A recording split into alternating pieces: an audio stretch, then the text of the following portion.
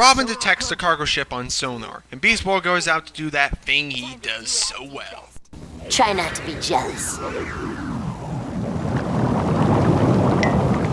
He just put on 300,000 pounds. I am so jealous.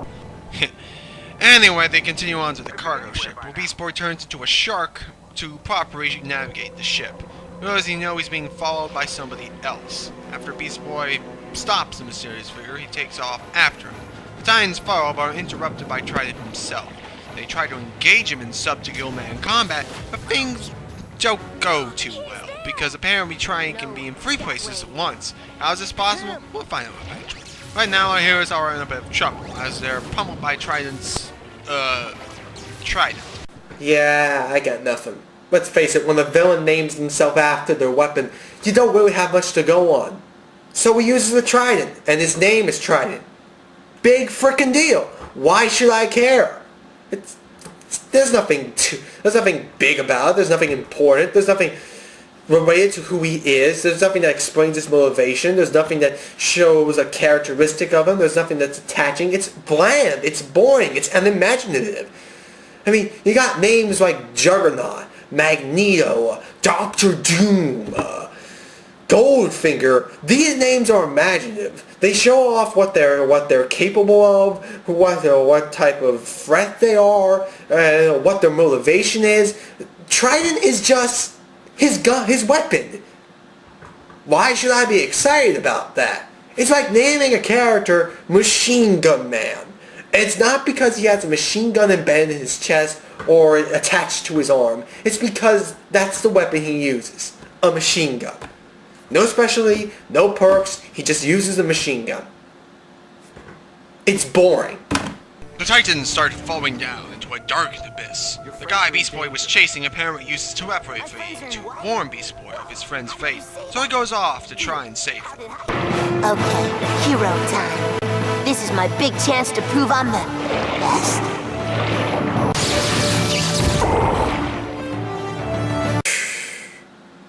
Well, I suppose there's always seasons 2 through 5 to hope for a kick-ass Beast Boy fight scene. Until then, I suppose the job of comic relief will have to do. So now we know who Beast Boy has been chasing. Aqualad. Oh boy, just what we need. You know, it's bad enough that we had to deal with one former sidekick. Now we got 2, and this one's frickin' Aqualad. Okay, I get it. He's from the pre-Wolfman and Perez era, the original Teen Titans team, which of course had Robin, Wonder Girl, Kid Flash, and Speedy on it. Yeah, a good book for its time. Nice kids, good superhero comic book, I admit. But all the kids eventually had to grow up. Kid Flash and Wonder Girl had to step up and take more responsibility. Kid Flash more because he had to become the new Flash. Speedy started taking drugs, of course. And Robin kind of got a bit angsty and decided to go solo and changed his name to Nightwing, of course. It's like the breakup of your favorite rock band, isn't it? Now, as for Aqualad, he was like the bass player of the band. No one really seemed to care about him. He wasn't as popular, and frankly, his powers were just a carbon copy of his mentor, Aquaman. He could talk to fish. What was worse was he couldn't stay out of water for that long. He needed it to breathe. 1 hour out of the water, and Aqualad would die. So they needed to come up with plots and scenarios near water so Aqualad could be of use to the team. When the series ended, Aqualad didn't really have much else where to go besides back to Aquaman. And you know how well Aquaman did. Anyway, they tried to fix him up later on by making him the Tempest, but it was already too late. By then, Aqualad was synonymous with Aquaman. And like Aquaman, no one really cared.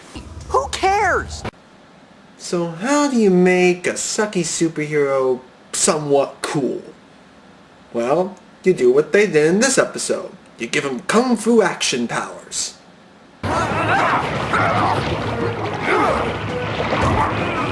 Alright, I guess I can accept that. I mean, Who wants to watch an episode centering around a superhero who sucks, right?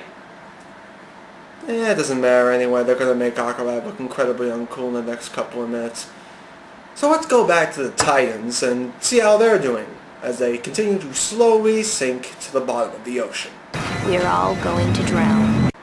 As usual, Raven, you are a beacon of sunshine for us all. Beast Boy thinks he can save the sinking sub, but Aqualad beats him to it by summoning some whales to do the job for him. Did it really require 2 whales to save that sub? You'd think 1 would be sufficient enough. Seems almost like overkill. So, BB and Aqualad confront each other. Aqualad explains his powers, and Beast Boy ain't all that impressed. And let's face it, both Aqualad and Aquaman share the same basic power of talking to fish. And no matter what, it has always been pathetic. I mean, nowadays, they have that whole control water with thy hands thing. But for a while there, both Aquaman and Aqualad only could control fish with their minds by talking to them. And that's a pretty pathetic power because it's incredibly constricting. If there's no fish, you can't use it. So, what did they do? They had to keep coming up with plots that required Aquaman and Aqualad to be of some form of use.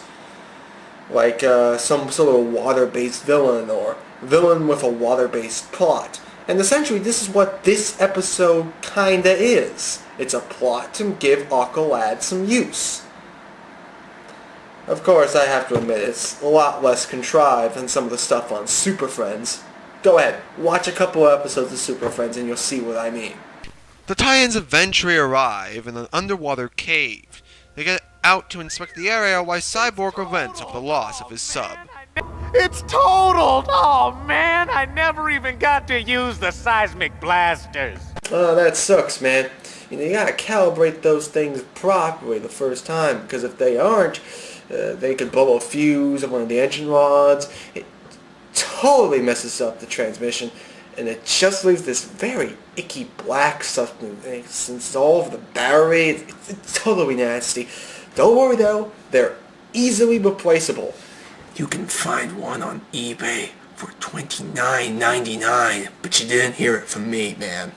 It's around here that Aqualad introduces himself to the Titans. I told the whales to bring you here. Okay, thanks. Wait a sec! Raven? Blushing? Okay, I'm just gonna go ahead and ask the question we're all wondering, why? Of all the people in this series, Raven is the least likely one to show any form of attraction to anyone, let alone blush. More importantly, Raven is the type of character who keeps herself bottled up. She doesn't let people in, let alone strangers she's just met. Better yet, let alone strangers she's just met who wear blue, scaly spandex. All this guy has done is use whales to save them and brought them to his fancy cave pad.